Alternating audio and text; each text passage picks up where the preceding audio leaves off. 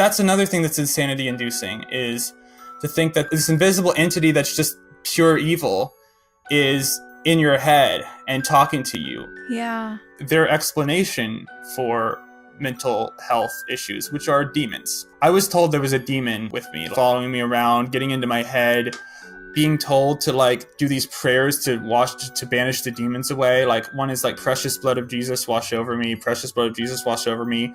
I banish you, demon, to the foot of the cross to be judged by our Lord. These are just things to say in our heads that are supposed to fix the problem, that are supposed to scare the demons away who are like trying to make you think of sexual things and trying to make you depressed and anxious and upset and all of that.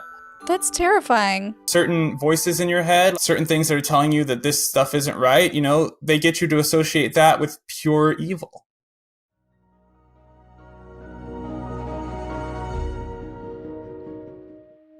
Hey, my name is Shalise Ansola, and this is Cults to Consciousness, where we discuss leaving high-demand religions or organizations and finding healing and independence through awareness and true individual sovereignty. If you're only listening and you want to see our faces, go to my YouTube channel at Cults to Consciousness, where you can like, subscribe, join in on the conversation, leave some words of encouragement for our guests who are bravely coming on and telling their stories, and become an advocate by subscribing. That always means a lot to us, and it helps the channel get more eyes on all of these topics. So today's guest, he reached out to us because he has a story about fundamental Catholicism. Now, this is a topic that a lot of you have been requesting. We're officially going to be diving in here, and this is specifically, I guess you could call it the old world Catholicism, and we're going to go over the distinctions and the history and the breakoffs, but what we're going to be speaking on today is more of the fundamentalist side and the harms that can go along with that. So I have with me Anthony Sturgeon. Thanks for joining us. Hi, nice to be on here. Thank you so much for having me on. Yeah, of course. And on our pre-call, you had so much information, and admittedly, this is new to me, the Catholicism side of things. And while I can relate to the basics of Christianity in some sort of way, the Catholicism is something that is just completely brand new. So I would love it if we could start by talking a little bit about the history of Catholicism and the breakoffs and how you ended up in the sect that you grew up in. Absolutely. Getting started here to talk about, the history of the Catholic Church. According to the Catholic Church, its history is that it was founded by Jesus. That when Jesus, was resurrected and he came back to his apostles and preached to them, he appointed Peter the head of his church. And we all know about Peter, Saint Peter from the Gospels. And there was something done where, again, this is, biblical history. And I read the Bible a lot, when you're raised Catholic, you do, honestly, not to the same degree that most Christians read the Bible. The Catholics are like, we'll tell you what's in the Bible, and it's not super important that you read it yourself. But when Jesus sort of put his hands on Peter's shoulders and appointed him as the head of his new church, and whenever there's an ordination of a priest in the Catholic Church, there's a laying on of the hands on the shoulders. Actually, I can't remember if it's the head or the shoulders. Honestly, that's escaping me at the moment, but it's one of the two. And the idea is that you can trace that touch all the way back to Jesus putting his hands on Peter. So the Catholic Church believes that their founder was Jesus Christ, and so basically God. And so you were raised Mormon, and the difference there is that Joseph Smith was very much a man who didn't claim he claimed to be a prophet. He didn't claim to have any sort of divinity to him, right? Well, actually. Okay, well, you could educate me on that, but as far as I know, did he claim to be like the Son of God in the same way Jesus was? Right, no, he just claimed to be like basically better than Jesus. So I don't know if that counts. He didn't say he was a god, but he was like, I'm the best thing next to Jesus. In fact, and I'm messing up the quote, but something to the sense of he thought that he was better than Jesus, and he claims that God and Jesus appeared to him and said, you need to fix it because they're doing it wrong, and you need to bring my real church back. So yeah, I mean, it's a little dicey, but I mean, if you can trace your religion all the way back to Jesus himself, that seems like pretty legit.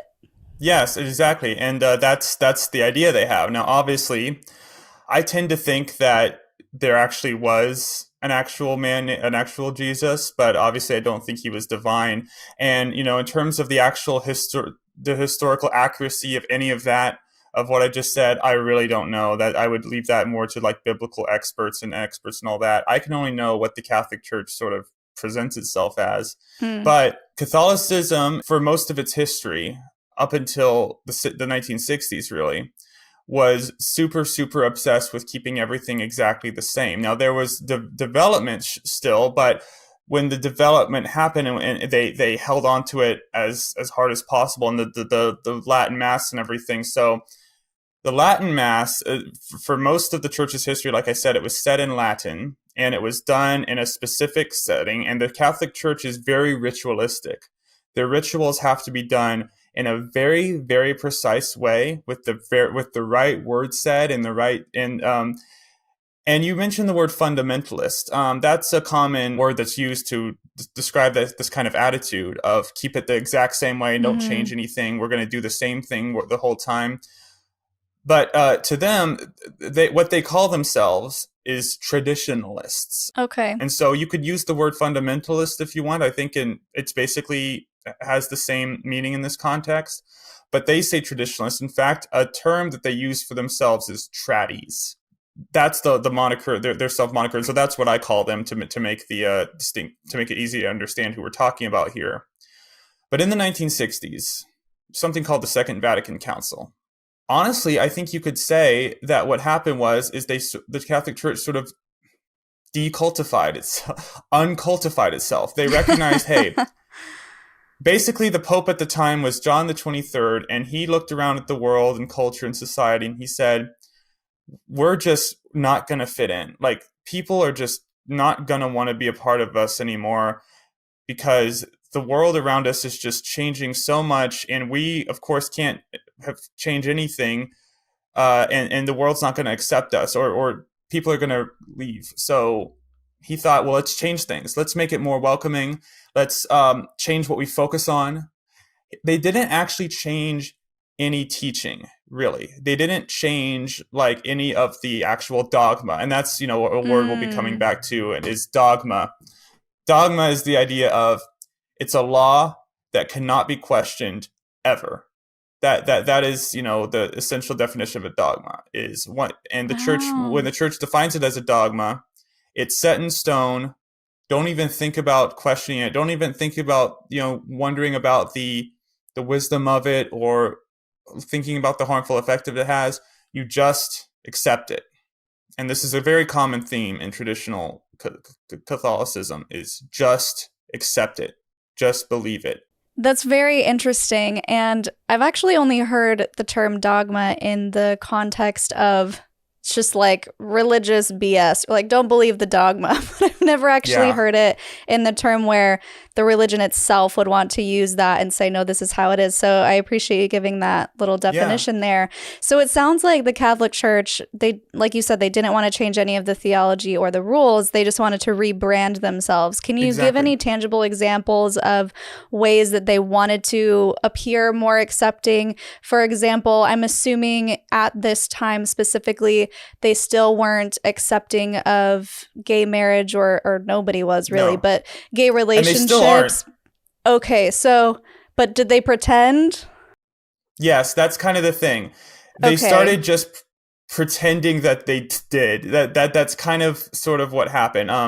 So I can go through the tangible changes that were made. A big change was changing the way mass was done.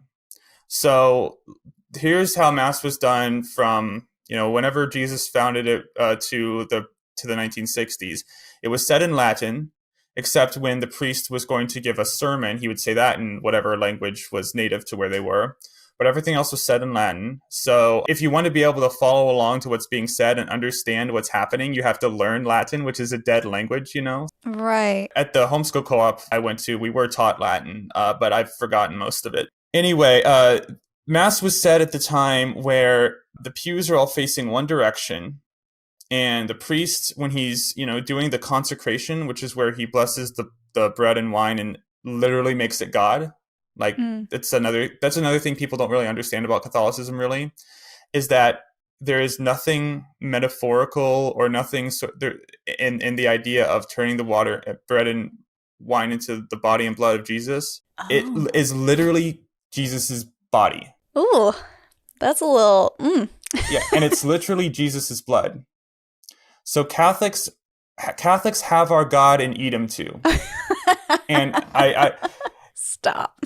I know that sounds stupid, but that's literally true. Catholics literally eat God. And that's sort of a crude way to say it, but it's what they believe. So Okay. that is such a core, precious belief to them that I don't even want to talk too much more about it. Like, you can say whatever you want about it, but I'm not going to come out here and say and talk about like that's ridiculous. I'm not going to do that because it's just hard to explain how deep that belief is for Catholics. Yeah, and I do want to say we're not here to mock anybody's beliefs. We're just here No, to kind of, at least for right now, get a groundwork of the belief so that we can understand the ways in which it causes harm. And that's what we try to do here. exactly. So anyway, Mass is said in Latin. The music that is sung is very sort of like chanty and sort of, you've heard that Ave Maria. You've probably heard that music before in the Beautiful song. and yeah, it is. But it's very that kind of music in a setting that's otherwise silence is a little trance-inducing. It does kind of the way the music it kind of puts you into this sort of Hypnosis. ethereal frame of mind. Yeah, ethereal frame of mind a little bit. It's designed to, and everything's very quiet. And you have to be very, very quiet and serious, and you can't you have to sort of have a very, very serious expression on your face the whole time. There's a lot of standing up, sitting down, kneeling, standing up, sitting down.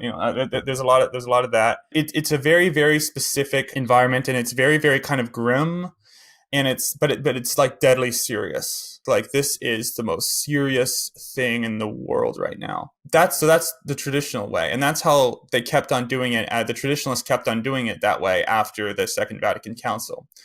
But your more mainstream Catholic Church, usually the priest, when he's doing the sacrifice, is facing the people, and it's the music sounds like Cat Stevens and Peter, Paul, and Mary, and and they're playing guitars, and sometimes they're on drums, Mm. and you don't when you receive the Eucharist in the traditional way, you kneel down in front of the altar. There's like a rail where everyone kneels in front of, and the priest one by one goes to everyone, and you stick your tongue out, and he puts it on your tongue. Right. But in the new Mass, ordinary people, not just the priest, are administering the Eucharist, and you walk up, and you're not kneeling when you get it, and you just hold your hands out, and they put it in your hand. Okay. And then you just eat it like that. Can I clarify for people who don't know, Yeah. which is me?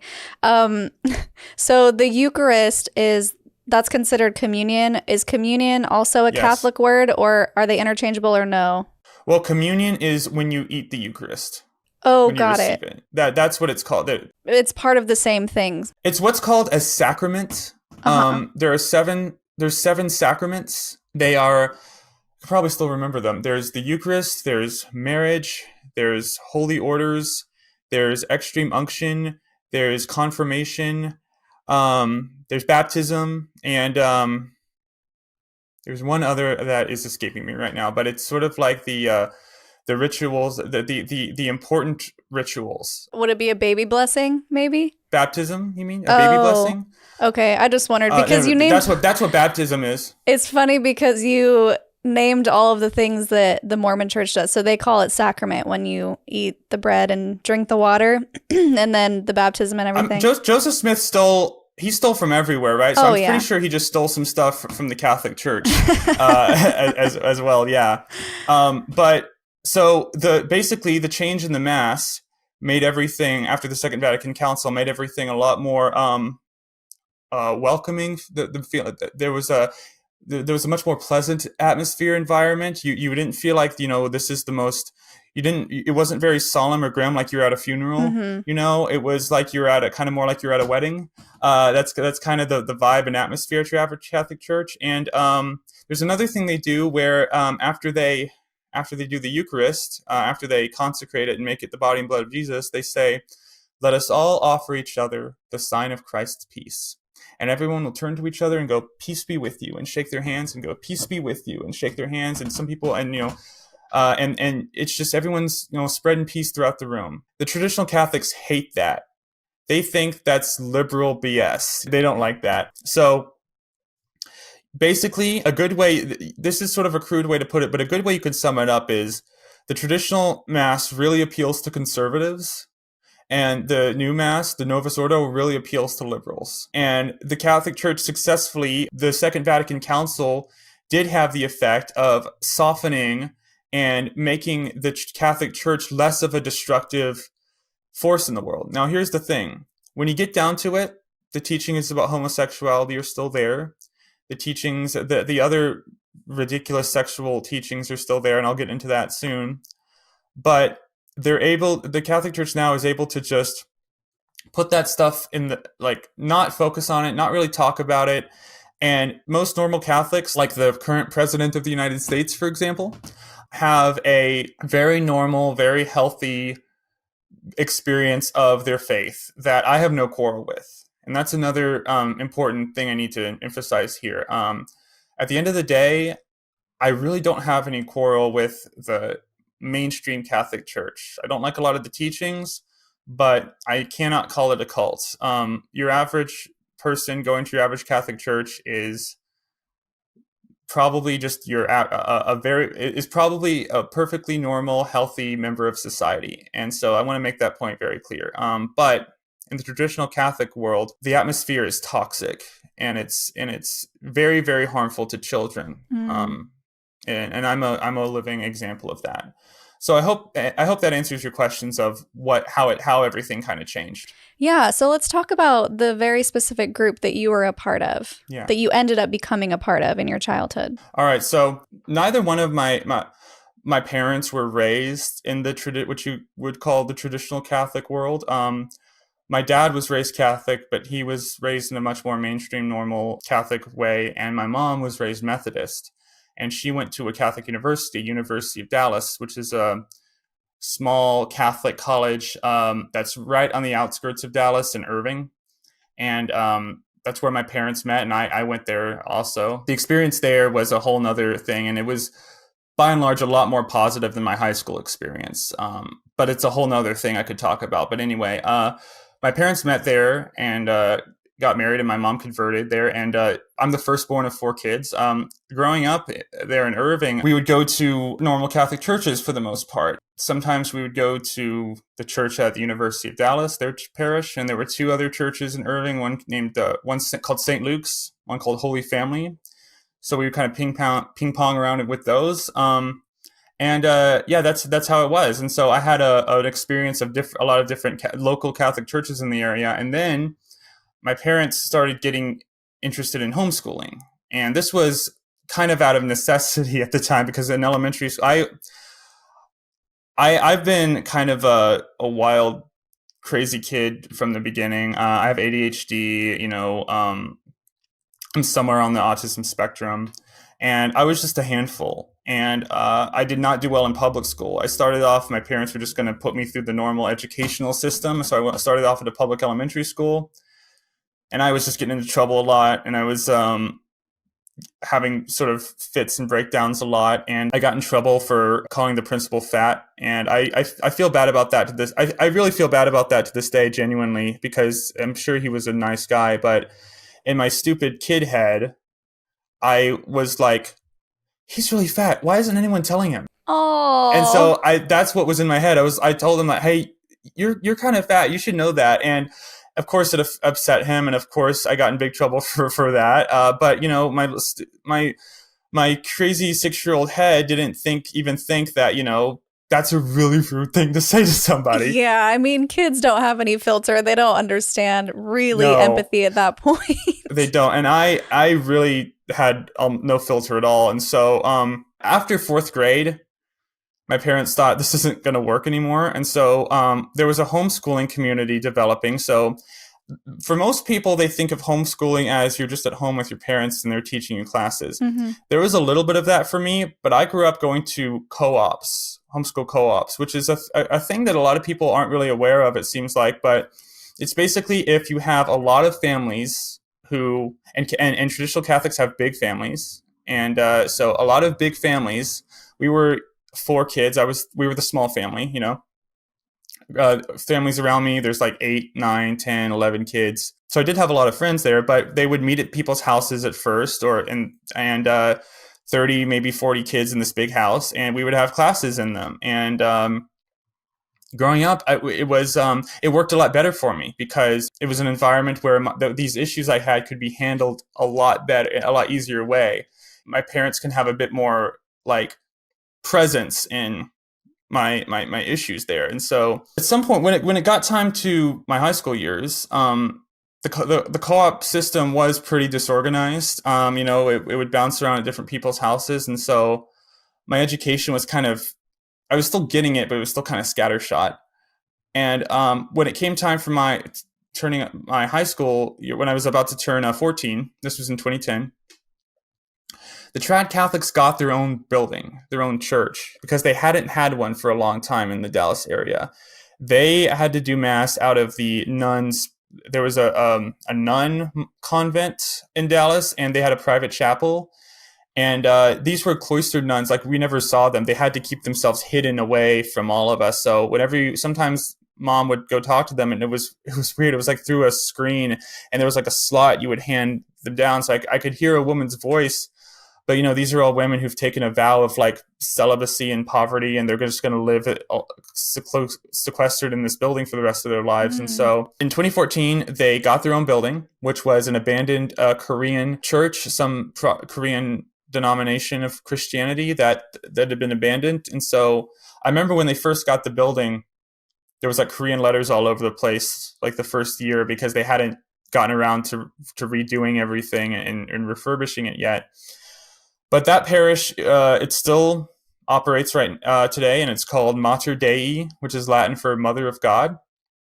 And they're a traditional Latin Mass parish, and that's where I went to high school at from 2010 to 2014. Okay. Real quick, I want to find out if you enjoyed the homeschool process or what that was like for you. How steeped in religion was it? Do you feel like you got a really good education from the homeschooling system? Because I always have to say that I'm not against homeschooling as long as kids are given the proper information, the proper education, and not literally told outright lies because of religion. You know what I mean? So yeah. I was wondering if your homeschool experience, did you feel like you had a full education?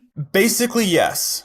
Basically, I think I learned basically everything I need to. And I have issues with the public school system today. I have issues with the educational system in general. So I agree with you that I'm not against homeschooling at all. I think homeschooling, if it's done in the right way, could actually be really beneficial and really good. But like you said, it's almost always tied in with religion. Mm-hmm. Because the motivation to do it is that we can't let the outside world convince our precious kids that our religion is wrong. Right. We can't let that happen. That's the mindset there. So that's the motivation to homeschool. But, I think there needs to be more oversight. There needs to be like people regulating. There needs to be more monitoring, more regulation. Yeah, exactly. It needs to be monitored more. But so yeah, that's where I stand on that. I'm not saying homeschooling is bad. I'm just saying so often it's done for the wrong reasons. Sure. And it can lead to very harmful effects. The order of priests that ran this traditional Catholic Church, they were called the Priestly Fraternity of St. Peter. A bit of history on their background real quick. After the Second Vatican Council happened, pretty much most of the Catholics accepted it and just went along with it. But again, there were people who were really angry about it. And were like, what does this mean? Their idea was, God said the church can't change. That's part of our dogma, is that nothing can change. Mm-hmm. And this is kind of a change, This is going to, this is a really bad thing. And so there was this bishop, an archbishop, and he was French, and his name was Marcel Lefebvre. And he decided he was going to disobey the Pope. And he was going to consecrate these 4 priests and make them bishops, and start an order of priests that were going to do the Latin Mass and keep that going. Mm. And so he did that. He went against the Pope's orders. and he consecrated these 4 men. And when that was discovered, the Pope excommunicated Lefebvre and from the Catholic Church, and declared that the Society of St. Pius of the Tenth, the organization he founded, was in schism. Schism means that you're separate from the church. You used to be part of it, but you've done something that's put you outside of it, basically. And but you're still kind of acting and doing stuff as if you're still Catholic. And so the Society of St. Pius X is still operating, and they're still in schism. But some members of that society left and went back to the Vatican. And they were kind of like, hat in hand, kind of meek, kind of ashamed a little bit. But they went to the Vatican and they said, hey, we're really sorry about that guy consecrating those bishops. That wasn't cool. But we just really like this Latin Mass thing, and we'll play ball with you. We'll do whatever you want. We just want your official approval. Yeah, let us back in the cool kids club, please. Yeah, let us back in the cool kid club. Or I don't necessarily felt if it was like cool kid, but it was sort of like the mindset is obsessed with, it's very legalistic. You have to have the official stamps on everything to feel like you're legit, to feel like you're legitimate. And they just said, we don't feel like we're legitimate, but we want to keep doing the same thing. So the Pope granted their permission, and the priestly fraternity of St. Peter was created, an organization that continues the Latin Mass and continues to do it in the old way. And there's still a organization, the Society of St. Pius X, that's doing it the old way as well, but they're just in schism. So I went to the church that was run by this second organization, basically. It's kind of complicated political stuff, but I hope that sort of makes it all clear. Wait, so you went to the one that was in schism or was not? The one that was recognized by the Pope? The one that was recognized, yeah. So okay, I went to a legit Catholic church, but it was a legit Catholic church that was run by people who kind of used to be not legit. It was okay. That's, I guess, the setup for everything. Is there anything else that you think needs more explaining? No, I think that makes sense.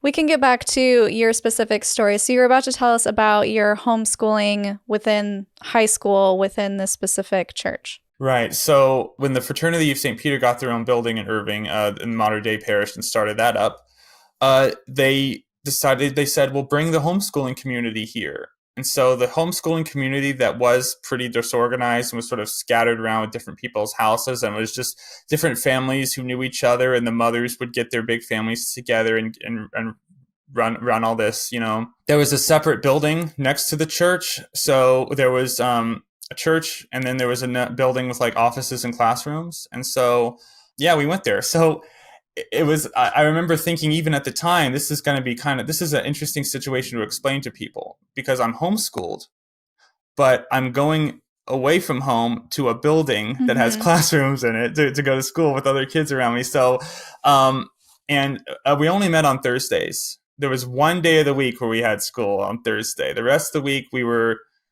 kind of doing whatever, but that's fun. Yeah, but we were given a lot of homework. They didn't want us. They were kind of afraid, like, we don't want word getting out that these kids really aren't like doing that much. So, but it's undeniable. Homeschoolers have significantly more free time than average kids. I mean, that's just an undeniable fact, and that's a double-edged sword. Like it could be a good thing or a bad thing. Like it's good or bad depending on how this kid uses his time. I can't say I always use my free time wisely, but when the environment is that kind of relaxed, you could say, or not necessarily, I don't want to say relaxed, that gives it a wrong impression, but when the environment's like that, it makes it a lot harder for you to take school seriously. You know what I mean? And of course, we had we had math and science and all of that, but, a lot of the other classes were about religion based, And so, like there's this one class called Sacraments and Apologetics where we learned about the sacraments, and then apologetics is the art of convincing people to be Catholic. So I was taught how to do that. Do you remember any of those ways that they would convince or tell you to convince people? It's so funny because when you're not in that headspace anymore, it's kind of hard to like, because here's the thing. It all boils down to this. Everything boils down to the argument from authority. Hmm. For the trad Catholics at least. The argument from authority is Jesus set up this church. The people, or the Son of God, set up this church. So basically, God set it up, and the people in the church have divine power from God to get things right. Right? Like they're not going to get anything wrong because that would mean God got something wrong. Hmm. You know what I mean? And so, but they have this weird thing where they can still say that popes can be bad people, Yeah, of like they're doing course. right now with Francis. The traditional Catholics hate Pope Francis, hate him. But they can't say he's not the Pope. Some of them do. There's a branch of traditional Catholicism called sedevacantist. Sedevacante is Latin for the chair is empty or the chair is vacant. And so it's a small offshoot of, they can't really even really just call themselves Catholics because they've, that's if you believe that you're separate from the church, right? Hmm. But the sedevacantists think that we haven't had really a legitimate pope since the Second Vatican Council. Mel Gibson is a sedevacantist. Interesting. He doesn't think that Francis is the legitimate pope. Some of the people who taught me and who are involved in this community were actually friends with Mel Gibson. And so I never met Mel Gibson, but his presence was felt there a little bit because people there knew him, and of course, he was kind of lionized by traditional Catholics because it's like we have a mainstream voice, we have like one guy, basically one guy who's a famous person who's also a traditional Catholic. Okay, I want to get back to you, Anthony. So I feel like I have a pretty good idea of how you're growing up and how you were kind of insulated in this community. And I want to know how you felt about it. Did you feel like you were a devout member? Do you feel like you were on board? Did you just not like it? What's going through your mind as a teenager? I was very much on board up until sort of my senior year of high school. And even then, I wasn't not on board with the traditional. I wasn't not on board with being Catholic. I still wanted to be Catholic. I just didn't. I just thought the traditionalists are just too crazy. This is just too much. So, but I was still. I lost my faith completely in college when I was away from that. Okay, so I really want to dive into all of the reasons in which you felt it was too extreme because so far it seems pretty good. You're going to school kind of like once a week, you're doing Right. mass in Latin. It seems like, all right, so what's so bad about this? And I know that you contacted me for a reason. So let's get into the nitty gritty as far as how you felt this was a cultic background. All right. Talking about the Catholic Church's sexual ethic, which again, in the modern church is kind of, it's still there, but it's presented in a very much more wholesome way, you could say, a less oppressive. But the trad Catholics pull no punches. They just look at what's written and they just apply it. Literally. Literally, yeah. And so the church's teaching is, sex is only in marriage between a man and a woman. That is it. And they have to be the first time the two of them should ever do anything sexual is on their wedding night. And so that's the standard. That is the object. That is it. And so obviously, that means the LGBT community has pretty much no place in the trad Catholic world. Now, of course, they have all these bullshit, things about, oh, it's your cross, like the modern church for the most part they're doing a far better job at being welcoming to the LGBT community. I mean, I've seen videos of like pride masses that have taken place in certain areas.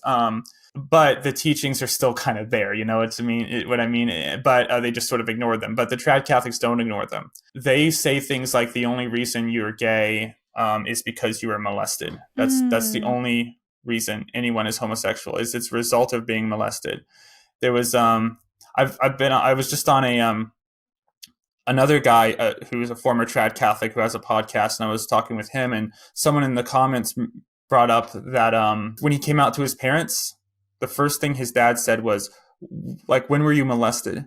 That was the first question. I'm not LGBT, but I want to bring that up to the forefront, because whatever experience I'm going to describe to you right now, I just want everyone to know it's in almost all cases it's 10 times worse for them, because at least for me, I'm struggling with straight attraction, which so anyway, so they think basically that it's immoral to do, again, anything sexual whatsoever, basically. So I had a girlfriend at the time, actually, but we were never alone together ever. We weren't allowed to be. There were adults around us all the time. So the most affectionate we could get is like hugging and holding hands. They don't like kissing. They don't like kissing where it's not just a quick thing on the cheek, or on the lips even. And French kissing is like totally wrong to them. So I want to talk about the specific men there who were running the church at the time. There were two priests. Of course, there's the common moniker of father attached to these two priests, and I am not going to. It was built into me to always say Father Langlois, Father Wolf, and that's just built into you. So I'm sure it'll slip out every now and then, but I really have made an effort of not saying that anymore, because my dad is my dad, not these men. And so, but Langlois was sort of the main priest there, and Wolf was the associate pastor. Langlois was not as present in the community as much as Wolf was. Langlois just didn't seem to be there very often. And he was a handsome guy. I had good interactions with him. I've got to say, he would actually tell me to not be scrupulous, and that you're too much in your head thinking of all the bad things you're doing. And he was at a very gentle presence, but those things he told me were completely contradicted by what the other priest told me. And the other priest, Wolf, was there much more often. He would give the sermon at Mass, because we would have in the middle of the day at the homeschool co-op, we'd have Mass at noon. And he would usually give that, and he would often hear confessions. And of course, most people probably know what confession is. Quick question, quick side note: is there an equivalent of confession in Mormonism? Oh, yes. It's the same thing, except it's just you go into the room with the bishop, who is the head of the congregations, like the priest, and confess all of your sins. Didn't seem like he was all that creative, because he just took things. He just sort of seems like he just copied and pasted Joseph from Smith, different yeah. things. Joseph Smith, yeah, exactly. With the trad Caths do it, it's like a divider where there's like a little mesh screen, and you get in there and you go like zip, and you can talk through the hole in the wall, really, and you tell your sins, and you hear the priest's voice on the other end telling you what to absolving you of your sins and giving you spiritual advice and all that. But the traditional, the Novus Ordo, the new Mass, the mainstream Catholics, actually a lot of the time you're just sitting face to face. That's how it's done for the most part now. But Wolf loved to constantly preach about the sexual teachings, and your even sexual thoughts are not allowed. Think about it. How can anyone expect to have any kind of healthy relationship whatsoever with someone if they have this forced, separation, kind of this forced, like, it's not going to be healthy. You're not going to be able to, what if on your wedding night, you and your partner aren't sexually compatible at all, Mm-hmm. and you're just stuck together, the rest of your life. There's nothing you can do about it, according to them, once you're married. Divorce, absolutely not. There was a saint of the church, Thomas More, who died. He had his head cut off by Henry VIII for refusing to go along with the divorce. He was willing to have his head cut off rather than tell the king that his divorce was okay. So yeah, that's how seriously they take it. And basically, I would, obviously, young man, I'm thinking about girls. I'm thinking about, sex. I'm hitting puberty. That's just the natural part of life. Very normal, but I didn't see it as normal. I saw it as very bad. I thought I had to, tamp all this stuff down. And that was the constant encouragement for me from that priest. It got to the point where, per his instructions, and there's audio of this that's online, he would tell me of him saying this publicly. He would tell me if I was having sexual thoughts and they were getting really intense, to physically hurt myself as a way to distract myself from them. one thing he told me to do was kneel on my fingers, which really hurts. If someone is still struggling with controlling his eyes and his thoughts, he can up the ante by kneeling on his fingers. Take your hands like that, put them on the floor, kneel on your fingers while you say the Hail Marys. It'll hurt. It won't cripple you. It'll hurt. That's the point. You're asking the Blessed Virgin to take you more seriously because maybe you need to up the ante. It'll hurt. Okay. And I had to do it the length of time of saying 3 Hail Marys, because the Virgin Mary, is the perfect, woman. And so you've got to sort of like meditate on her virginity and meditate on how beautiful that is and how awesome that is. Hold on. I'm just noticing an enormous contradiction here. So you're not allowed to think sexual thoughts, but then to get rid of sexual thoughts, you think of the virginity of a woman? You think of like Mary is so perfect because she's a virgin. We all know about Jesus was not conceived sexually, right? That's very, very common knowledge. The angel sort of divinely inseminated Jesus into her womb is the idea. And you got to think about that. Why couldn't God allow his son to be conceived in the way every other person is? Why couldn't he allow God to be why couldn't he let Joseph and Mary have sex? Mm-hmm. The only really conclusion you can, and it's not really said why, but the only conclusion you can really come to is that, well, there's something inherently wrong with it. It's sort of an after the fall, or sexual pleasure at least. I don't know about the act itself, but sexual pleasure is a consequence of the fall. And so it's just inherently bad. And it's okay in marriage. You can have, but sexual pleasure is like the common attitude among traditional Catholics is, why do you even care? Sexual pleasure? What's the point? Like they just have a really, really, they find it sort of like overall to be kind of a bad thing. And it's a complete contradiction because in marriage it's good, but the way they make it make sense is they say it's this precious, precious thing. It's like so good, it's so holy that, and it's the same way with the host, I remember in some sort of something called theology of the body, it's something that the church does to sort of like make the Catholic sexual ethics make sense and not be oppressive and not be awful. I mentioned earlier how the Eucharist, the host, is the literal body of Jesus. There was something said like, you wouldn't play hockey with it, right? You wouldn't throw it around. You would treat it with the utmost respect. And they said it's the same way with sex. It's so good that you gotta treat it like it's this precious jewel, and you don't sort of throw that away casually. And so that's a way in purity culture. It's a very common thing.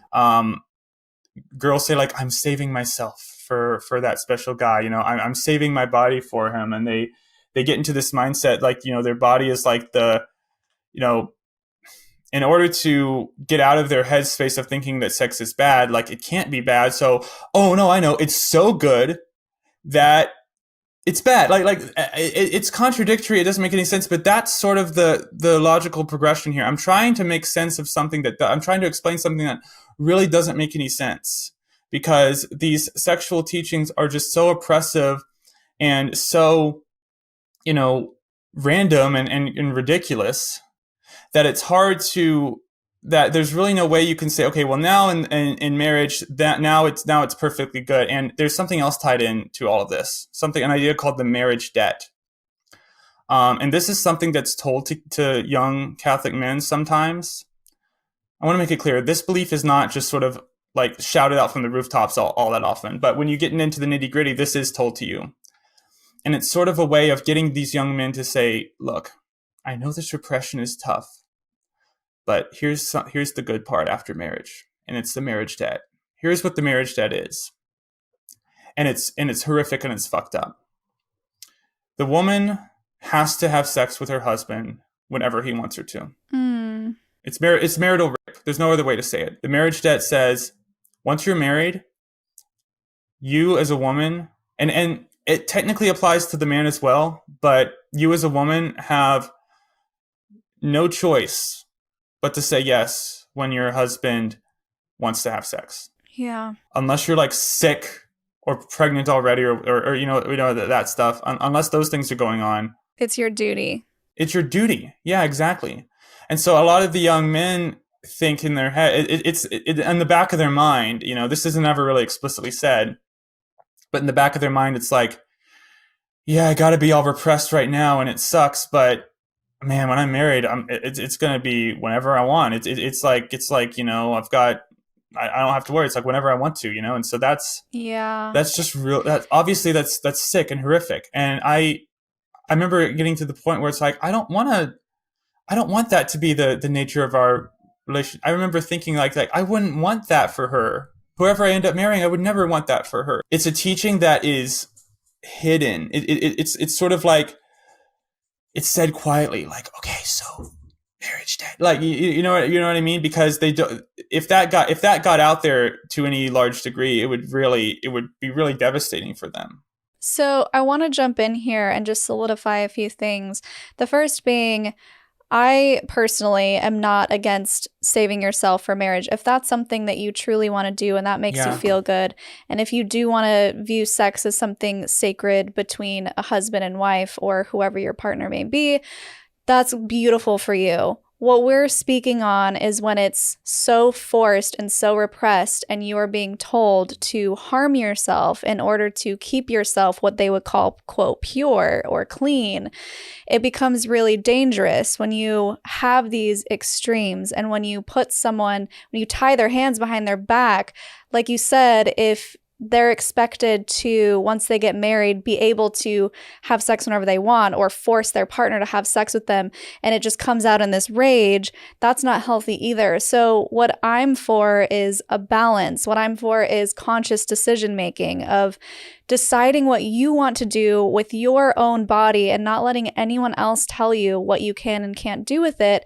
Obviously, not creating harm to anybody else, but understanding that what you do with your body is your choice. Yeah. And I also have to point out, we did an entire episode on this just recently on purity culture, so you can watch that with Kendra. But what we talk about is when you have this whole purity thing and you say to women especially, it's usually who is targeted with purity culture, when you say to them, you have to save yourself for marriage or you're not worth anything, if it's their choice and they lose their virginity on their wedding night, that's great. But that's also not realistic for a lot of women because of when you have so much sexual assault going on in the world. I mean, I'm pretty sure based on the statistics, and I'll look it up and I'll also link the resource below, but 1 in 6 women will be assaulted by the time they're 18. So just the chances of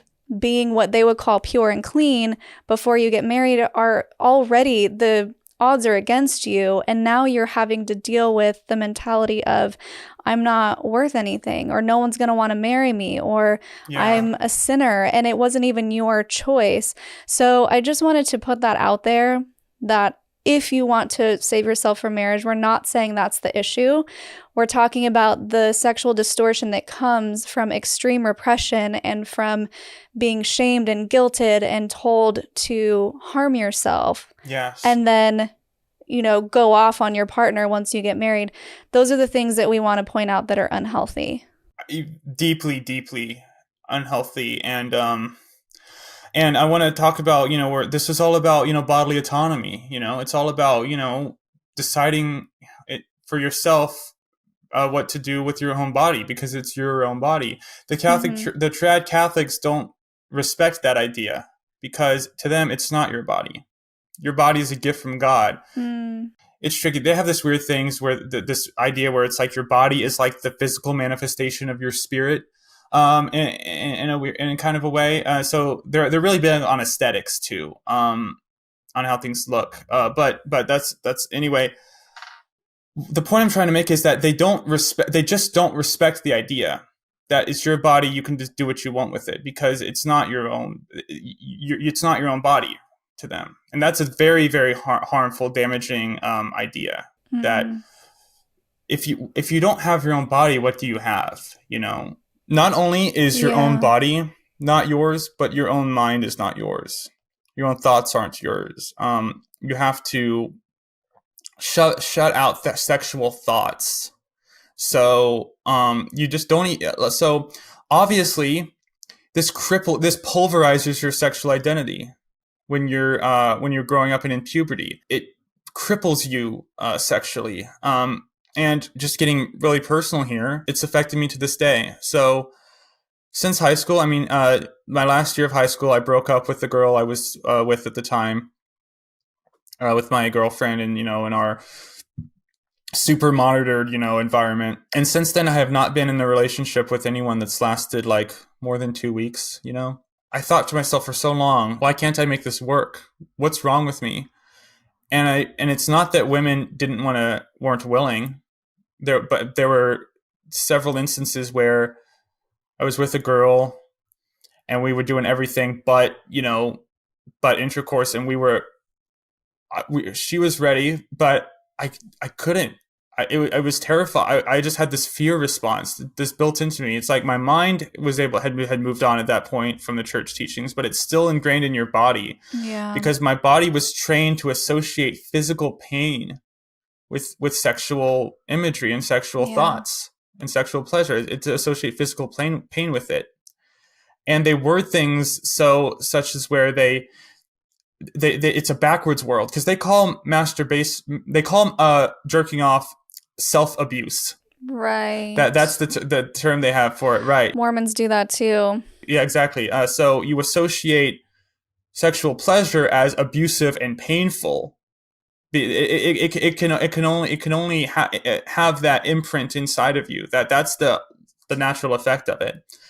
And I'm working with a therapist through all these issues. And I don't want to say this is a permanent problem I have, because I don't want to believe that. But it's a constant struggle. I'm 27, and this is, this was my life from 14 to 18, and it's still very much in there, inside my body, this pain response, this fear response. And it's really, and it's just damaged my mental health significantly as well as a result. Because I'm a very romantic person. I'm a very kind of sensual person, and I really, really value that kind of connection with someone. And I've pretty much had it up until, when it counted, and then I couldn't make it work. And then of course the relationship can't work after that.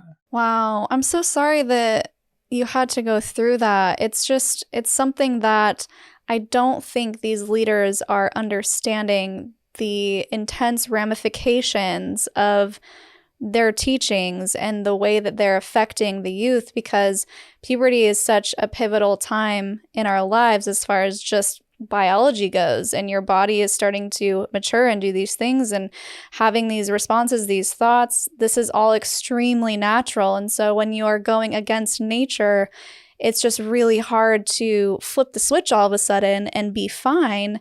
And I don't think they're understanding that. And that's another distinction that I wanted to make, that yes, sex can be sacred and beautiful and pure with the person that you love, but also when you put so much weight and heaviness on that, it can be really difficult to go from sex is bad, sex is bad, sex is bad, to, okay, it's fine now. Yeah. And I don't think they understand the crossover is so extreme that it takes a long time to acclimate yourself and get back into what they would call the natural man, the state where you are comfortable and okay with these sexual feelings and desires.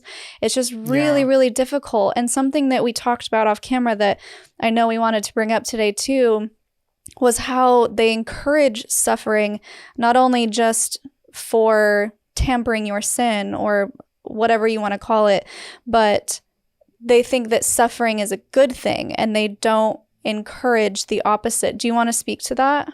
Absolutely. Yeah. And real quick, I just want to say, you said that they don't understand the effects they're having. To me, I would say they either don't understand or they just don't care. And I think there's a significant number of them who just don't care and think it's good. Wolf even said, that priest who told me to do these things, he said something like, some men are lonely and miserable and saved, Right. that's at least you'll go to heaven. That's sort of their the attitude they had. Well, I guess that makes sense because I just talked about how they said suffering is good. And so they actually are fine with you suffering in your adolescence. Yeah. If that means being saved. Yeah.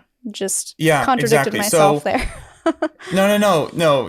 It was a good point you made. And yeah, they think suffering, if it's done like, not just like suffering in general, they don't think is good. But if it's suffering done, here's a common phrase they say: offer it up. You'll say, "Oh, I stubbed my toe. My dog died. It sucks." They would say, "Offer it up."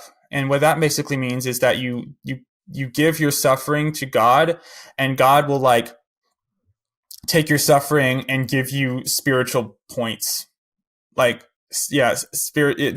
And that's sort of a crude way to say it, but it's very abstract. Theological stuff is kind of hard to say in a plain way. But they would often talk about certain saints throughout the church's history who were martyred. Like, martyrdom, dying for the faith, is a one-way ticket straight to heaven. Mm-hmm. Saint Francis, used to like roll around naked in the snow and wear shirts made of hair.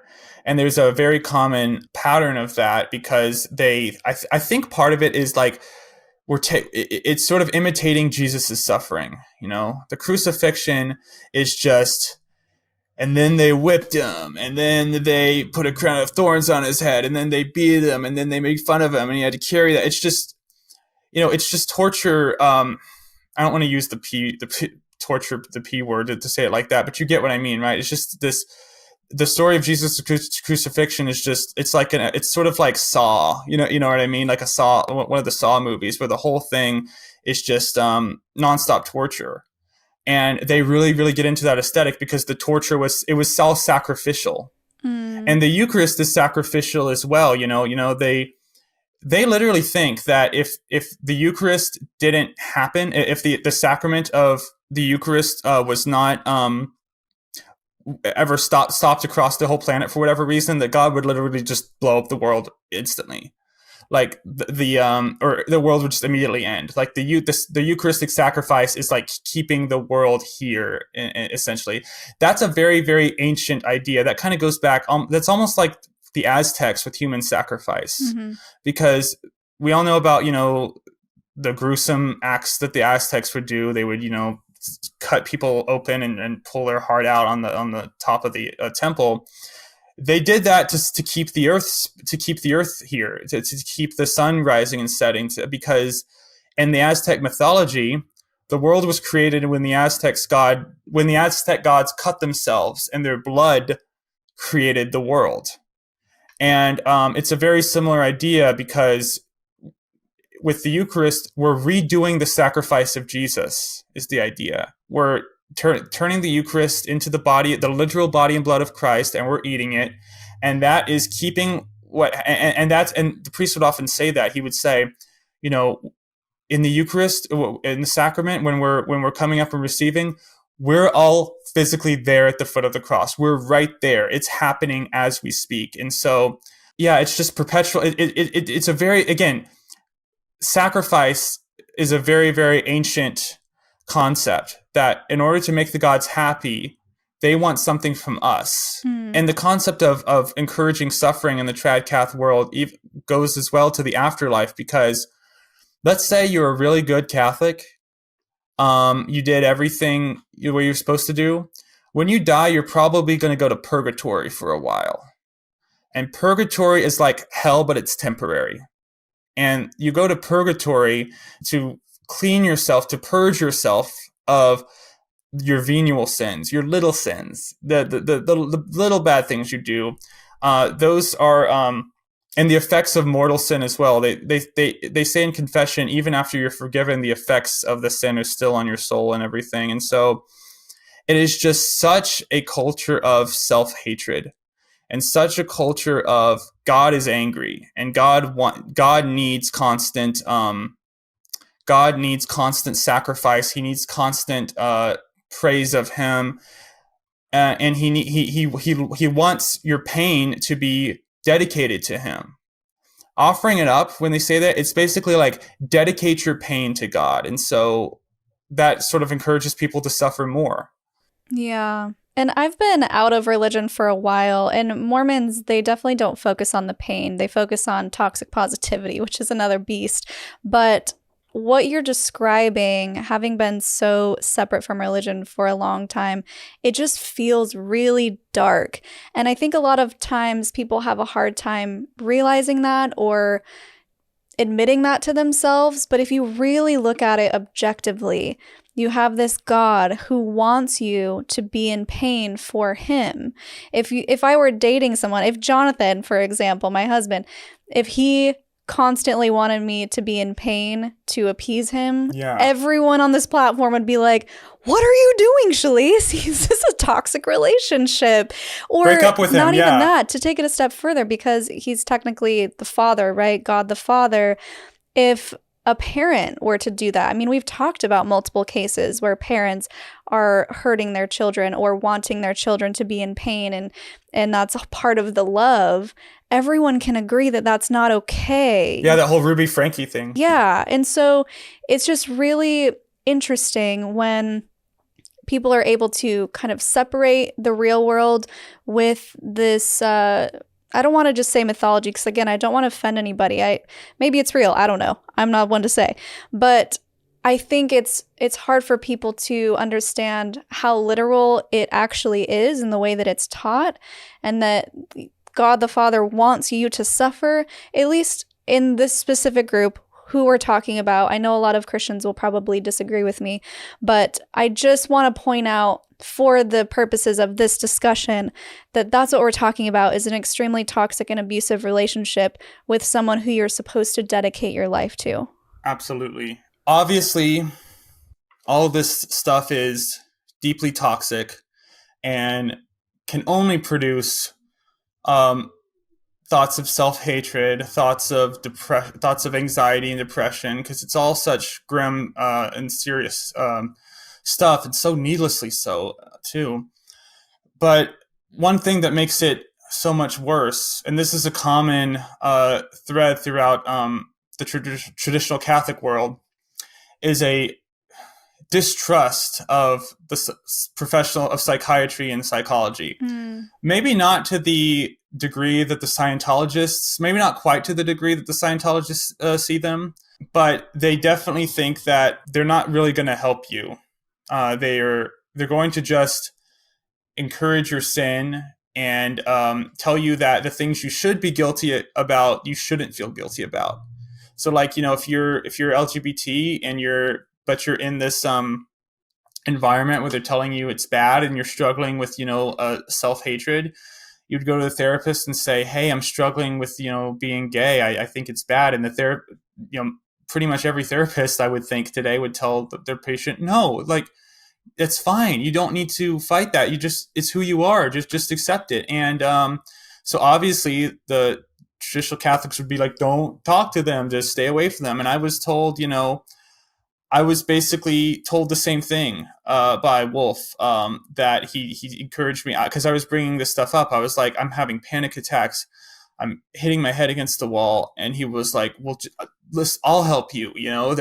So the person, the person who was the source, for the most part, the source of all of this mental suffering, was pain, was at the same time the person who was presented to me as my the person Solution. to go to is the solution to. Exactly. So it was just obviously making the problem worse and worse and worse.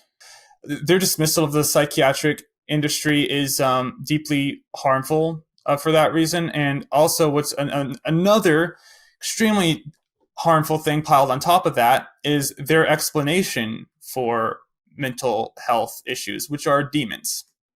I was told there was a demon, with me, like there was just a demon following me around, getting into my head, making me want to look at bikinis, making me want to, because at the public pool growing up, I would often like look the other way, like try to avoid eye contact, or not even look at any women who were dressed in bikinis or whatever. And so being told to like do these do these prayers to banish the demons away. Like one is like, precious blood of Jesus, wash over me. Precious blood of Jesus, wash over me. I banish you, demon, to the foot of the cross to be judged by our Lord. These are just things to say in our heads that are supposed to fix the problem, that are supposed to scare the demons away who are like trying to make you think of sexual things and trying to make you depressed and anxious and upset and all of that. That's terrifying. It is absolutely terrifying. And they talk about exorcisms like they saw it with their own eyes, and they go like, they'll very often be speaking about and say, yeah, I saw this guy, his eyes turned red and his voice changed and he climbed up the ceiling. And so you think like that really cements in your head that all of this is real, because these people are just casually talking about all of the exorcisms they've done and all the demons they've seen and all of the people who have done, you know, supernatural, impossible things and their demonic possession. And you're like, oh my gosh, like this is like, oh, these guys, I better listen to these guys so this doesn't happen to me, so I don't get possessed or anything like that, you know? It gets pretty ridiculous too in their descriptions of the demon. Like one priest said that an exorcist asked this person who was possessed, how did you get into this person's soul? How were you able to enter this person's soul? And the demon said, he read Harry Potter. I'm not kidding. Anthony. I'm not kidding. I'm not kidding. I swear. Hold on. I need to get your opinion on this, because is it in your opinion, this is my guess, that these priests are literally just making up these stories as a way to control the masses and say, don't read Harry Potter? Do you think that they're just doing that to scare people? I really have no other conclusion to come to, because they describe all these things, and yet there's no video. No video. Obviously. No proof. Obviously there's no video. No proof. And here's their excuse. They say, this is such a personal thing. Like you wouldn't want you wouldn't want public video of your demonic possession, right? That's like the worst moment in your life. We could never do that to anyone, to film what's going on, because that would be like an invasion of privacy. So that's their explanation as to why there's no video footage and no physical proof of these demonic incidents. Mm-hmm. So it's like, okay, so nobody who was present there happened to pull their phone out. If I was present and I was seeing these things really happen, I don't know about you, but I would think to myself, if people saw this, it would end the debate. Yeah. People would have no choice but to say Catholicism's real. It would prove the church is real. So they would want to just throw these videos out and show them to the world. Like, look, you guys don't believe in demons? Here it is. You know, that would prove their case. And yet they have this thing, oh no, privacy. Like if I were in that position and I was possessed by a demon and the exorcisms successfully got the demon out of me, I would say, publish my video, like film this and tell the world so everyone could become a Catholic, right? That would be my viewpoint. So yeah, I have really no other explanation or way to describe it other than they're just fucking lying. You know, that's really not. And you can look these up. There are exorcists who go on podcasts and talk about this stuff and spread this out to the world. And there's this one exorcist priest named Chad Ripperger who's really popular in the trad world, and he's like a demonology expert, he claims, and whenever he speaks, he like talks about all the demons and their characteristics, like you know, and he describes there's this one demon named Leviathan. That's the demon of butch lesbianism. Yeah. Yeah. It's pretty stupid and fun. It's pretty stupid. And I found out later, I didn't know this at the time when I heard that, but I found out later that that's apparently straight from Anton LaVey. Who's that? He was the founder of the Church of Satan. Oh. Yeah. And so what I think these guys are doing is I think they're reading stuff that these satanic people who are like into Satanism.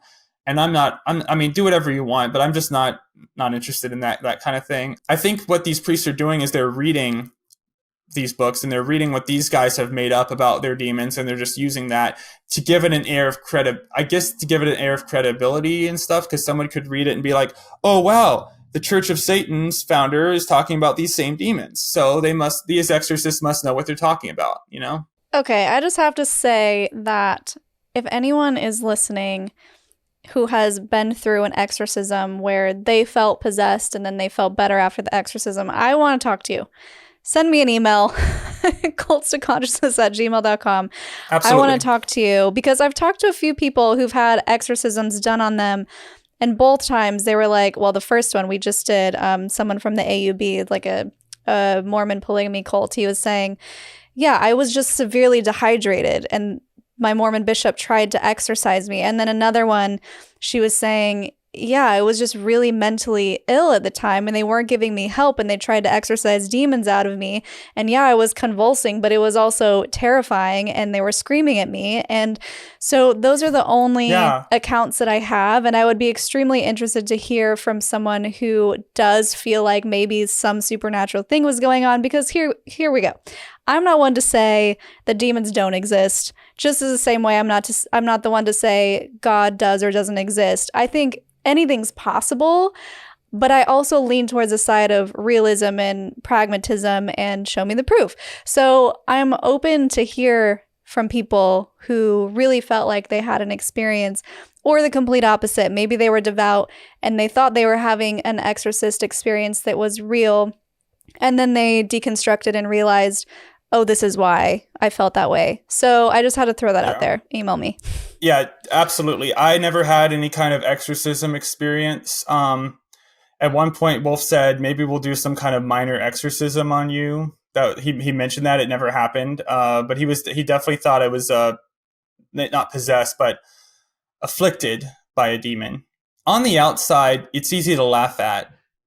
But I think people also need to understand that when it's deadly serious when it's affected, because that is a terrifying. That's another thing that's insanity inducing, is to think that this invisible entity that's just pure evil is in your head and talking to you. Certain voices in your head, certain things that are telling you that this stuff isn't right, they get you to associate that with pure evil.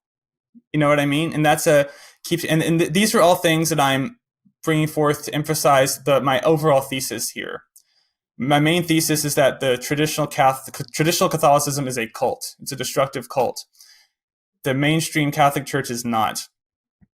And I'm trying to go point by point here to illustrate all the things that we know we associate with cults, all the characteristics, and of course, a great go-to is Stephen Hassan's bite model. It checks off every box of the bite model for the traditional Catholic world. They obviously control your behavior. They obviously control the information you get. Wolf would often say, I forbid you to read this book. I forbid you to watch this movie. There was something called the Index of Banned Books. That's not a thing anymore, but the church just had a list of books you're not allowed to read. And controlling your thought, absolutely. You're supposed to, rid your brain of any thoughts they say are bad. And of course, they're controlling their emotions, because all of this is all extremely emotional and it's all emotionally overwhelming. That's something they do. They keep you in a constant state of being emotionally overwhelmed, and not in a positive way.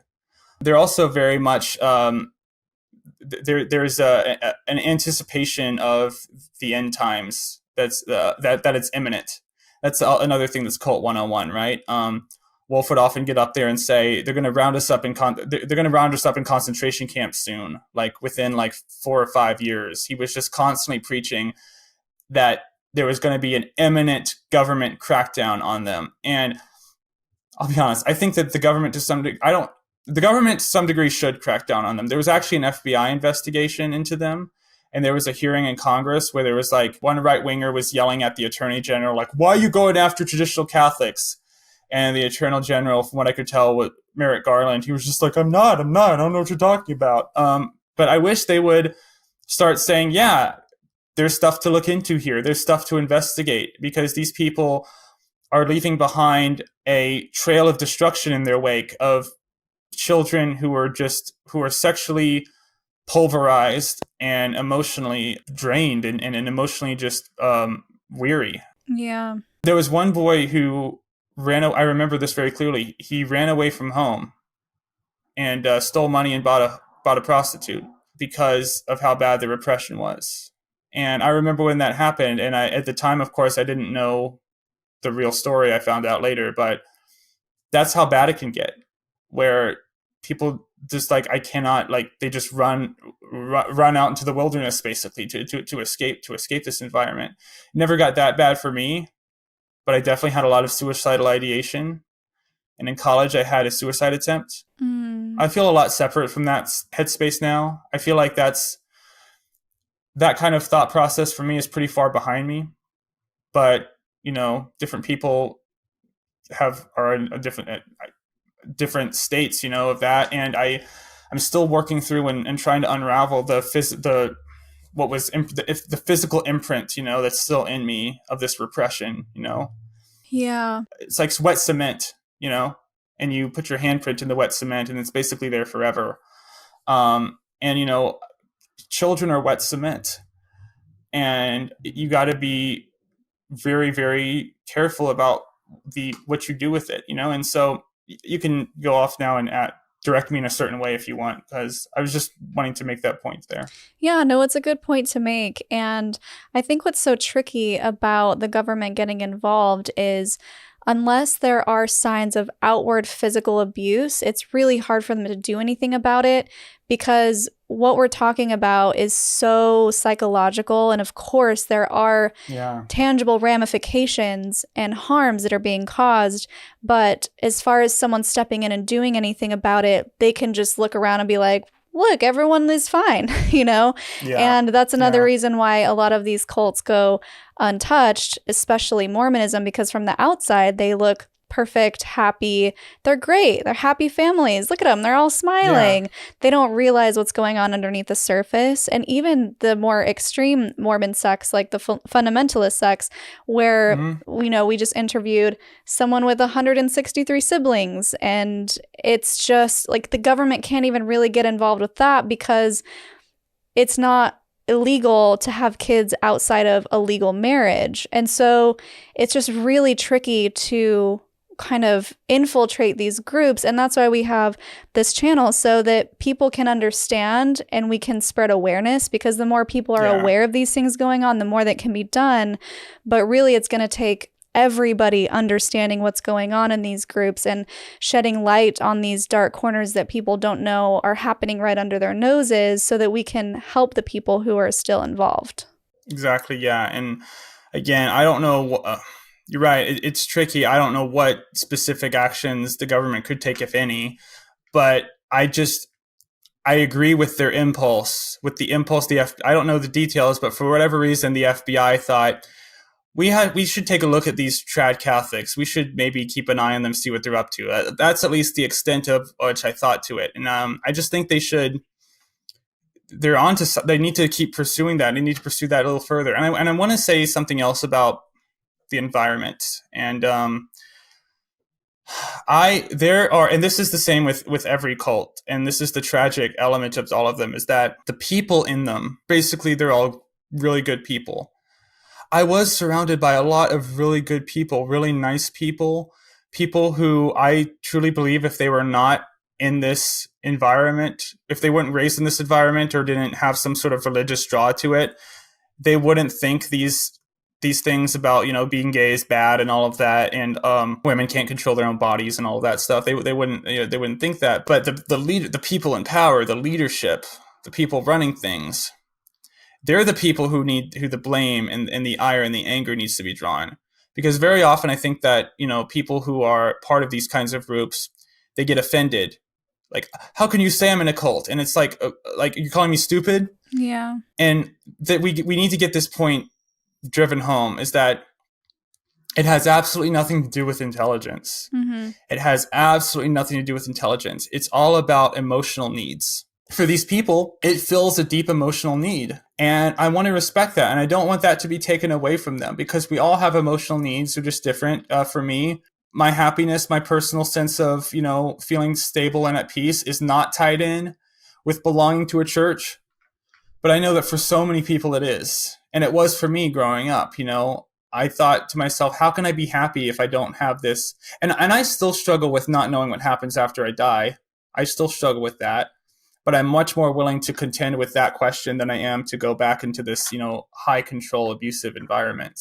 Yeah. And so I want it to be very clear that the people who knew me, if you find this video, the people who knew me at the time, who are still involved in this, you're gonna you'll hear me calling this place a cult, and I mean that. But I'm not pointing at you and going cult member, like how dare you? I'm not doing that. I'm pointing at you and saying I just want you to step out for a second and look at this from an outside view, just for a second, because I think that you will, if you do that, the things I'm saying will resonate and make sense. Yeah, and understanding that there can be a happier, healthy way to even serve God, for example. You don't have to be in something that's so controlling and so rigid and so painful.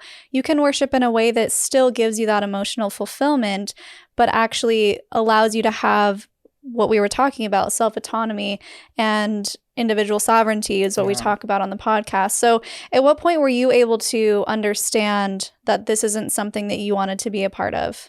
I was pretty with it and on board with everything for my first, from 2010 to 2013.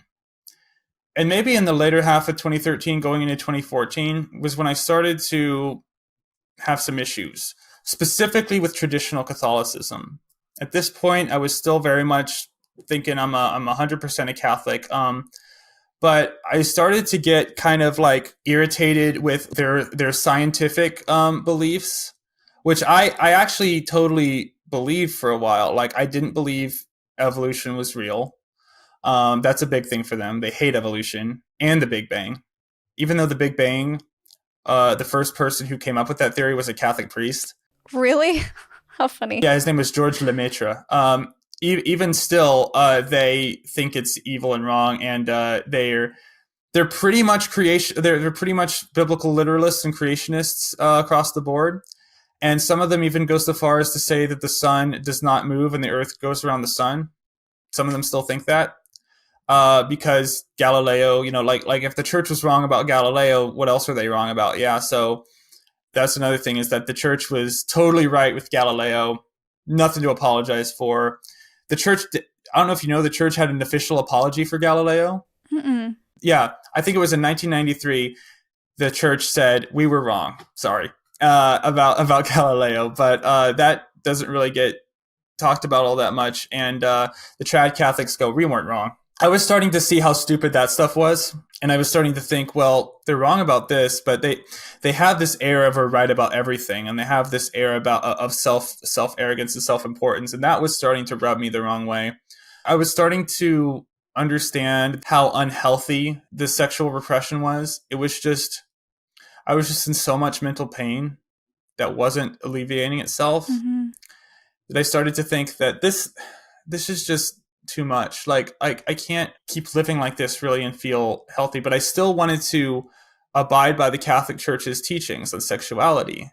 So I started getting more into what's called theology of the body, and people like Christopher West and Jason Everett, who are Catholics who try to take the church's thinking and present it as actually kind of sexy.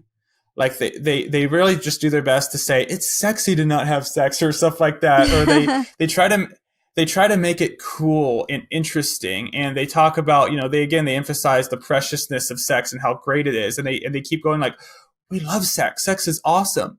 But you got to do it right. That's how they emphasize it. And that's a very, very different, approach than the trad Catholics, which is like bad, suppress. That's how they approached it. And so, I decided that, cause I'd been accepted to University of Dallas, and I thought, okay, this is going to be a fresh start.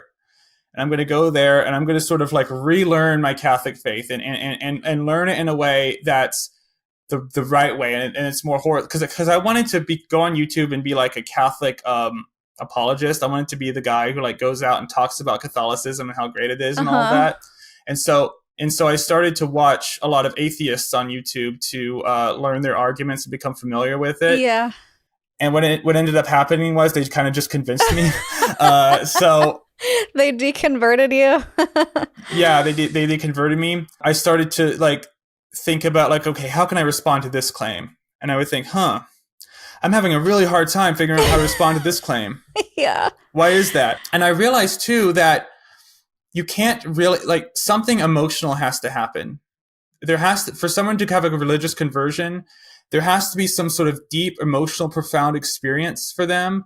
It never happens where they're like reading a book and they're like, "Oh Oh, yeah, yeah, oh yeah, I guess I'm a Catholic now." Yeah, you know what I mean? Like yeah. that doesn't happen. You need to have, because it's so tied in with emotions. It has the either leaving it or joining it. Either way, it has to be a deep emotional experience you have. Yeah. But for me, it was kind of like intellectual and emotional as well. And I realized that, to me, my disagreement with the Catholic Church and kind of with Christianity in general, I really can boil down why I don't believe it to one thing, which is original sin, that concept. Original sin is just preposterous to me because, the story of Adam and Eve, they're in the garden. He tells them not to eat the fruit. They eat it. And so that brings sin into the world. And and very often, Wolf would say, there's sin in the world. Thanks, Adam, and stuff like that. And so the idea is that because of that, because Adam and Eve took that fruit in the garden, we all have that sin imprinted, like we're just born with it.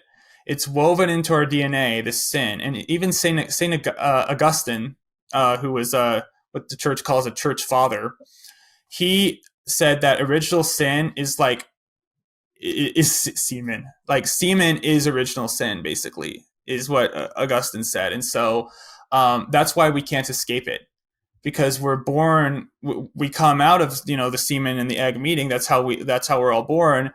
And because like semen is original sin juice, that was his explanation of why it happens. And so, Yikes. That's a whole nother layer on purity culture. I know, yeah, exactly, yeah. And so the idea that we all, by simply being born, we have guilt by simply being born, I can't in any way find that morally right, because like, imagine you knew someone who, and you would talk to them and they said, "Oh yeah, my great grandfather, he was a serial killer." Would you go like, "Arrest this guy right now"? Like get him in? The descendant of the sinner, the person who did the bad thing, has no moral culpability whatsoever for the actions of their ancestors. Yeah. Yet every human has moral culpability, however billions of years or however long, however long it's been since whenever that was supposed to happen. In what other context does that make sense? In what other context do the descendants of people share the guilt of share the guilt of their crimes? Because that's the whole, again, the reason why in trad Catholic world suffering is good is because we're so bad. We sinned. We sinned in the beginning. We all did, but we didn't. We were just born. You know what I mean? And so that's the deep flaw I have. The fatal flaw that was the sort of the nail in my coffin, is I just couldn't reconcile that idea. It still makes no sense to me. Yeah. So now what is your consciousness? What makes you happy and at peace, and how are you doing now? Well, thank you for asking me that. What I do to be happy and be at peace is spending time with boring, generic answer, friends and family, for sure. But that's not boring. That's beautiful. Well, yeah, but it's with the first thing everyone says, right? But I mean it, and I want to say this: I'm very, very fortunate that my relationship with them is still good. They're in an interesting place right now where they recognize everything I'm saying. Like they haven't invalidated what I've said at all. They acknowledge my pain, and they've apologized to me for what happened. And that priest, that one specific priest who was specifically bad, he's not there anymore. He's out of the picture now, and he's actually been suspended. Like he can't say mass, he can't hear confessions anymore. He's been put in timeout, maybe permanently. But again, they still attend that church, and so I'm at peace with that, or I try to be. I do my best to try to be at peace with that. And it's just sort of a place we're in right now. But at the end of the day, we still love each other very much. And I wasn't about to let this thing come between us. And so, but I know how that most of the time that doesn't happen. Most of the time, this does really, really affect family relationships really, really intense, really badly. And so that's not the case for me, and I'm grateful for that. And I keep myself happy, I guess, by, doing what I love, which is acting and writing and performing in any way, and just connecting with people.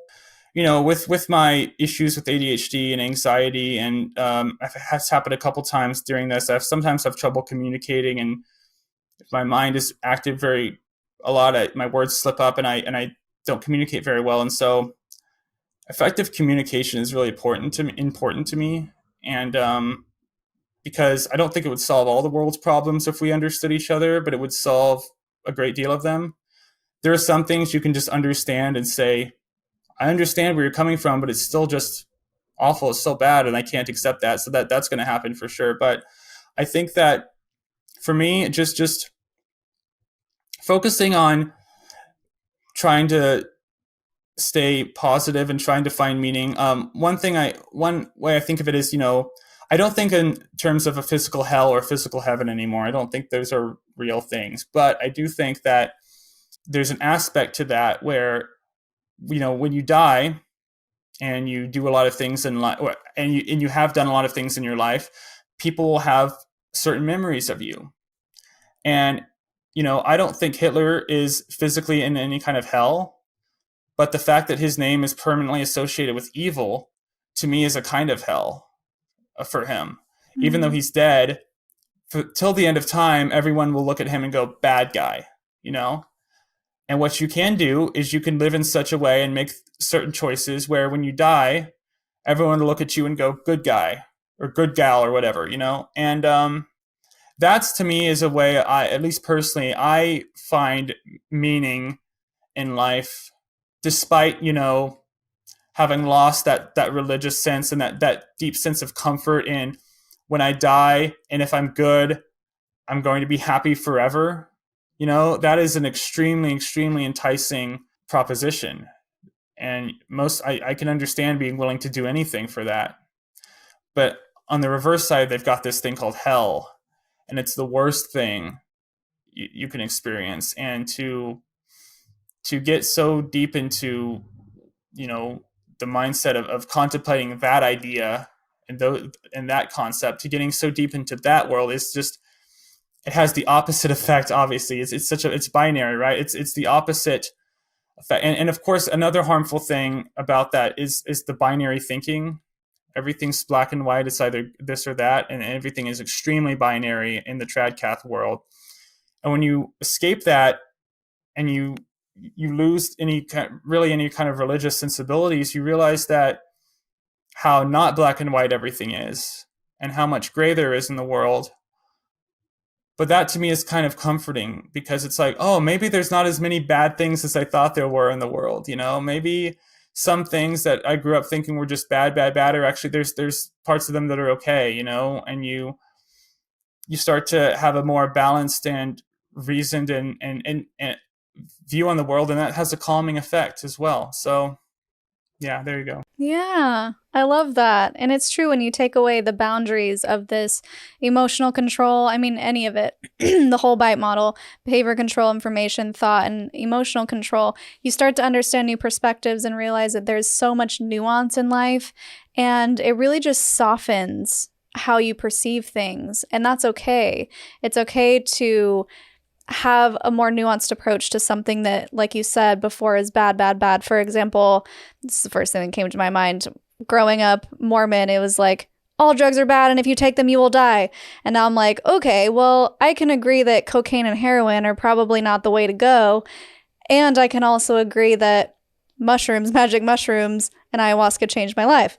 So there's nuance, and of course anything can be used and abused, just like mushrooms or ayahuasca, but there's nuance there, and it's okay to find nuance within those things and find what works for you, what resonates and what doesn't resonate. And I think that's the beauty of individual sovereignty, is looking at all of these different belief systems and going, you know what, that resonates, I'll take a little piece of that.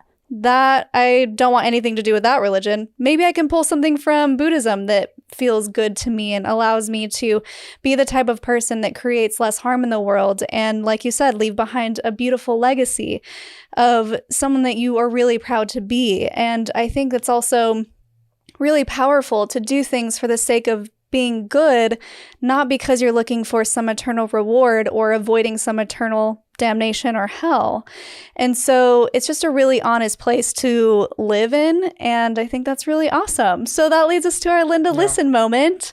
Your sassy statement as a viral video with a toddler goes, or some inspiration for our listeners, viewers. Linda, listen, I can obviously understand, because I experienced it, that the idea of, abandoning or moving on or turning away from something that was such an integral part of your life and was so precious to you and, was animating the community around you, all your friends and family, basically, to separate yourself from that or to think it was in any way bad is very difficult and can be devastating. But I want to come in and say that I am not religious. I've said that already, but I completely understand the religious impulse and I kind of miss it.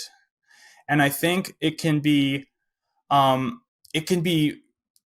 manifest itself in an extremely positive way, in a way that doesn't lead to an abusive situation or just all these children who are trying to pick their lives back up again and undo the damage that was wrought to them. You can take the religious experience, the religious impulse to worship, to gather together, to be in awe, to sing together, to all come together. You can find that in so many other ways. Mm-hmm. And you can find them in a way that is not authoritarian, that is not because the Tradcath world is authoritarian. It's like if they had their way, if they had their political will, it would be like the world would look like a combination of medieval England and North Korea. That's what the modern world would look like today if the traditional Catholics had their way. And that is awful and should be fought against. But for the people in that community and every other religious community who who need that, who need that in their lives. And I'm not saying it in any way as, it's something that you ought to get rid of. I'm not saying that. I'm trying to find that religious impulse again, that desire to communicate and commune with something greater and something bigger than yourself.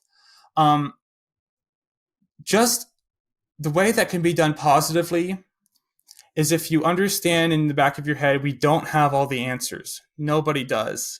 No single person on this planet has the answers to every question you could ask. Important questions, right? You just need to accept that. That's kind of a scary thought because it's like nobody knows what's going on really. But I think we can reach shades of it. We can reach, we can see some of it. And if you're just content with seeing some of it, meaning the big picture, the meaning of life, whatever, if you can just commune with some of it and not feel like I need to know everything, you'll be a lot happier. I love that. Basically, if I were to sum that up, it's Linda, listen, some of your suffering is optional. You can find happiness and that spirituality and those connections and that community in places that don't cause suffering. And that's okay. Yeah, exactly. Well, thank you so much for coming on and sharing your story.